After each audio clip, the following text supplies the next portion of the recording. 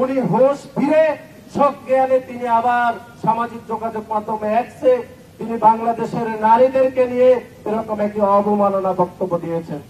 আমরা এর আগেও দেখেছি, আপনারা দেখেছেন, সে 5 তারিখের পরে বাংলাদেশের নারীদেরকে কিভাবে জামাত ইসলাম এবং তার দোসর ছাত্র শিবির কিভাবে অবমাননা করেছে, আমরা সেটি ভুলে যাইনি। আপনারা দেখেছেন যে চট্টগ্রামে একজন রাজনৈতিক নারী কর্মীকে কিভাবে পিছন থেকে লাথি দিয়ে যাকে হত্যা চেষ্টা করা হয়েছিল, এবং যে জামাতি ইসলামের সন্ত্রাসী যে হত্যা চেষ্টা করেছিল তাকে জেলে প্রেরণ করা থেকে বের হয়েছিল। কিন্তু তারপরে আমরা দেখলাম জামাত ইসলামের সর্বস্তরের নেতাকর্মীরা তাকে ফুলের সংবর্ধনা দিয়েছিল। সুতরাং আমরা মনে করি জামাত ইসলামের আমির এক্সে যে বক্তব্য দিয়েছেন, সে বক্তব্য জামাত ইসলামের আমির ধারণ করেন বলেই তিনি বক্তব্য দিয়েছেন। কারণ আমাদেরকে অন্য কোনো যুক্ত দিয়ে, অন্য কোনো ব্যাখ্যা দিয়ে কোনো বিভ্রান্ত করার কোনো সুযোগ এবং অবকাশ নাই সংগ্রামী বন্ধুগণ। এবং আপনারা সকলে জানেন আমাদের সাংগঠনিক সম্পাদক আমানুল্লাহ আহমদ এখানে বক্তব্য দিয়েছেন। জামাত ইসলামের আমিরের সহধর্মিণী, একই সাথে ডাক্তার, এবং একই সাথে যখন বাংলাদেশ জাতীয়তাবাদী দল বিএনপি যখন রাষ্ট্র ক্ষমতায় ছিল তখন তিনি কিন্তু সংরক্ষিত আসনের এমপি পদেও তিনি দায়িত্ব পালন করেছেন।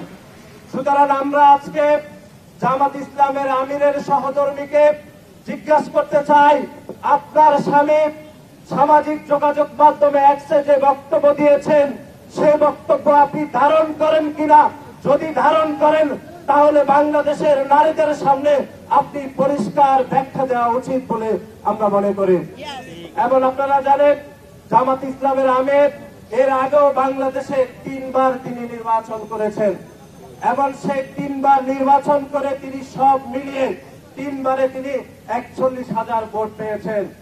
এখন দেখেছেন যে তার এলাকার জনগণ তাকে আর গণে না, সেই জন্য তিনি কি করেছেন, তিনি ঢাকা আইস করেছেন। তিনি ঢাকাতে এসে এখন ঢাকার 15 আসনে তিনি ইলেকশন করছেন। আমরা জামাত ইসলামের আমির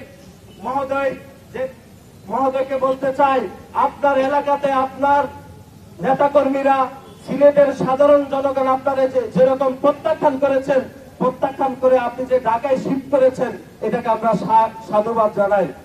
আমরা মনে করে আগামী 12ই ফেব্রুয়ারি ইনশাআল্লাহ বাংলাদেশের মানুষ, ঢাকা 15 আসনের মানুষ আপনাকে সে আগের 3 বারের মতো, 4র্থবারের মতো প্রত্যাখ্যান করবে। এবং ঢাকা 15 আসনের যে নারী, আমাদের নারী ভাই এবং বোনেরা রয়েছেন তাদের প্রতি আমরা উদাত্ত আহ্বান জানাচ্ছি যে আপনারা রাস্তায় নেমে আসুন। জামাত ইসলামের আমির যে বক্তব্য দিয়েছেন সেই বক্তব্যের আপনারা প্রতিবাদ করুন। এবং বাংলাদেশের নারী শিক্ষার্থী বিশেষ করে গার্মেন্টসে আমাদের একটি বৃহৎ অংশ নারী কর্মীরা রয়েছে, তাদের প্রতি আমরা উদাত্ত আহ্বান জানাচ্ছি আগামী 12 তারিখ আপনারা ব্যালটের মাধ্যমে জামাত ইসলামের আমির যে বক্তব্য দিয়েছেন সেই বক্তব্য আপনারা ব্যালটের মাধ্যমে জবাব দেবেন। এবং আমরা মনে করে জামাত ইসলামের আমির যে বক্তব্য দিয়েছে সেই বক্তব্যের প্রতিবাদে বাংলাদেশের কর্মজীবী নারীদের প্রত্যেকেই এই বক্তব্যের প্রতিবাদ স্বরূপ রাস্তায় নামা উচিত বলে আমরা মনে করি। আমরা আজকের এই বিক্ষোভ মিছিল এবং সমাবেশে আপনারা অনেকেই উপস্থিত হয়েছেন, সেজন্য আপনাদের প্রতি আমরা কৃতজ্ঞতা জানাচ্ছি। আমরা মনে করি বাংলাদেশের 5ই আগস্ট পরবর্তী সময়ে যে একটি ইতিবাচক রাজনীতি চলমান রয়েছে সর্বস্তরে, সেই ইতিবাচক রাজনীতিকে কিভাবে বিষাদগার করে, ষড়যন্ত্র কি করে কিভাবে বাংলাদেশের নির্বাচন ব্যবস্থাকে কিভাবে আরো পিছিয়ে দেওয়া যায় তার সকল ষড়যন্ত্র জামাত ইসলাম এবং তার দোসররা করছে।